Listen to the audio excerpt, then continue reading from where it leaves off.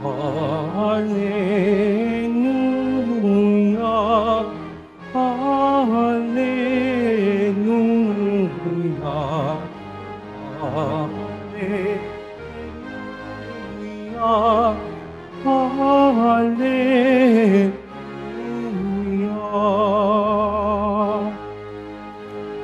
Nung dati mga propeta, ngayon na may anak niya, ang sugo ng Diyos Ama. Hallelujah, hallelujah,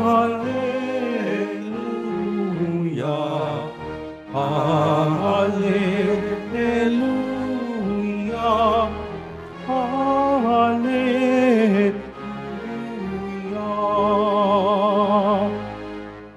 Sumainyo ang Panginoon. At sumayo rin. Ang mabuting balita ng Panginoon ayon kay San Juan. Papuri sa iyo, Panginoon.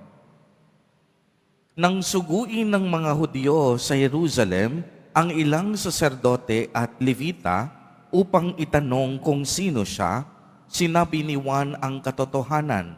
Sinabi niyang hindi siya ang Mesiyas. Kung gayoy, sino ka?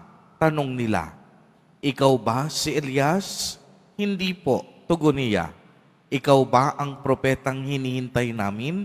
Sumagot siya, hindi po. Sino ka kung gayon? Tanong nila uli. Sabihin mo sa amin para masabi namin sa mga nagsugo sa amin. Ano ang masasabi mo tungkol sa iyong sarili? Sumagot si Juan, ako ang tinig ng isang sumisigaw sa ilang. Tuwirin ninyo ang daraanan ng Panginoon. Ang propeta Isaías ang may sabi nito. Ang mga nagtanong ay sugo ng mga Pariseo. Muli nilang tinanong si Juan, bakit ka nagbibinyag? Hindi pala naman ikaw ang Mesiyas, ni si Elias, ni ang propeta. Sumagot siya, ako'y nagbibinyag sa tubig, ngunit nasa gitna ninyo ang isang hindi ninyo nakikilala. Siya ang susunod sa akin. Subalit hindi ako karapat-dapat magkalagman lamang ng tali ng kaniyang panyapak. Ito'y nangyari sa Betania, sa ibayo ng Jordan, na pinagbibinyagan ni Juan. Ang mabuting balita ng Panginoon. Pinupuri ka namin, Panginoong Jesucristo. Magsiupo muna lahat. Magandang umaga po sa inyong lahat, mga kapatid kay Kristo. Sa lahat po ng ating mga taga-subaybay sa iba't ibang online platforms at sa lahat ng ating mga kadiboto sa iba't ibang panig ng Pilipinas at maging sa buong mundo kung saan tayo ay naaabot ngayon ng ating live streaming. Mapayapang umaga din po sa inyong lahat. Purihin at dakilain natin ang ating Panginoon, ang mahal na poong Jesus Nazareno. Mga kapatid kay Kristo at mga kadiboto, malugod po namin kayong tinatanggap sa Basilica Minor at Pambansang Dambana ni Jesus Nazareno. Tayo po ay nasa ikalawang araw ng taong 2025. Patuloy pa rin tayong nagninilay sa mga misteryo ng pagkakatawang tao ni Jesus Nazareno, ang bugtong na anak ng Diyos.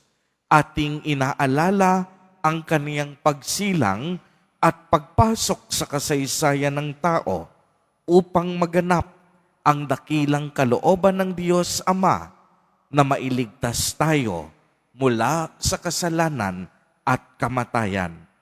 Kaya naman po sa unang pagbasa pa lamang ay nagbabala na sa atin si Apostol San Juan na mag-ingat tayo sa mga puwersang maaaring mag-akay sa atin sa landas ng kasamaan. Marami tayong makakaharap na mga temptasyon at pang-aakit ng mundo upang tayo ay maligaw at madapa sa kasalanan. Kaya't ang kaniyang paalala, mag-ingat lagi tayo. At binibigyang diin pa ni San Juan na kailangan tayong manatili sa Diyos upang maging panatag ang ating kalooban sa kaniyang muling pagparito. Manatili tayo sa Diyos upang mapaglabanan natin ang lahat ng pang-aakit ng mundo. Kaya naman kung inyong mapapansin sa ating ebanghelyo naman, nanatili si San Juan Bautista sa ating Panginoong Diyos. Ipinamalas at ipinadama niya ang pagpapakita niya ng kababaang loob. Noong siya'y itinanong kung siya ba si Elias o isa sa mga propeta o higit pa sa Mesiyas, hindi siya nagsinungaling. Hindi niya inangat ang kaniyang sarili, bagamat marami na siyang tagasunod noon. Kung tutuusin, kayang-kayang iangat ni San Juan Bautista ang kaniyang sarili dahil marami na rin ang mga humahanga sa kaniya noong kaniyang kapanahunan. Pero hindi ito ang kaniyang pinili. Sa bandang huli, pinili ni San Juan Bautista ang magpakumbaba. Ipinaliwanag niya na may darating na mas higit sa kanya at hindi siya karapat-dapat magkalas ng mga sandalyas nito. At siya ay magbibinyag hindi lamang sa pamamagitan ng tubig na kaniyang ginagawa, kung hindi sa pamamagitan na rin ng Espiritu Santo.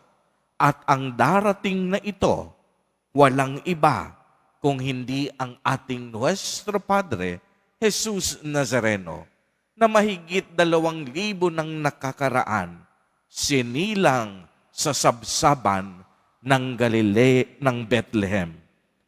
Pananatili, ito marahil ang hamon sa atin para sa taong ito, na tayong lahat manatili kay Jesus Nazareno. Manatili po tayong nakaugat sa kaniyang awa at pagmamahal. Manatili tayong nakakapit sa pag-asang kaloob niya sa atin. Manatili tayong tapat na naglilingkod sa Kanya. Manatili po tayo sa Diyos, mga kapatid kay Kristo. At sigurado yon, hinding-hindi tayo mabibigo. Amen. Purihin at dakilain natin ang ating Panginoon, ang mahal na poong Jesus Nazareno.